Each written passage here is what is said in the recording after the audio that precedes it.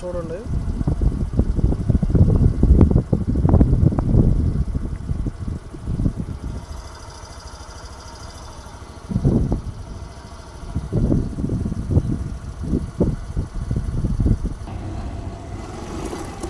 చూడండి, ఒక ఎమ్మెల్యే మొన్న ఎలక్షన్ అప్పుడు కావులు కనకపట్నం చేస్తానన్నారు. 10 సంవత్సరాలు గెలిపిస్తే కావుల్లో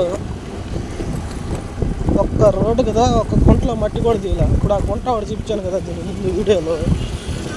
గెలిచిన 4 రోజుల ముందే ఇప్పుడు గెలిచిన ఎమ్మెల్యే గారు ఆ గుంటలో మట్టి పుడుగు తీపించారు. వర్షాలు పడితే నీళ్లు పోయేదానికి ఆ రోడ్డు మీద ఇబ్బంది అవుద్ది, కాలం అంతా ఫుల్ అవుద్దని నెల గడవకు ముందే ఆడ మట్టి పూడికి తీపించాడు, దగ్గర 1 కిలోమీటర్. అట్నే ముసునూరు రోడ్డు మీద ఇంతకుముందు గెలిచిన ఎమ్మెల్యే గారు ఆయన ఇంటి ముందు కూడా గ్రావుల దోళ్ళ. ఇప్పుడు గెలిచిన ఎమ్మెల్యే నెల కాకముందే ఆ ముసునూరు రోడ్డు మీద గ్రావులు తోలిచ్చారు. నెల కూడా కాల, రేపు 14కి నెల అనుకుంటా ఆయన గెలిచి. రోడ్డు ఒకటి ఉందో మీరు చూసారు కదా, అతి దారుణంగా ఉంది. దాని మీద గ్రావులు తోలిన పాపను పోలా ఎమ్మెల్యే గారు. కావులు కనకపట్నం చేస్తానని చెప్పారు.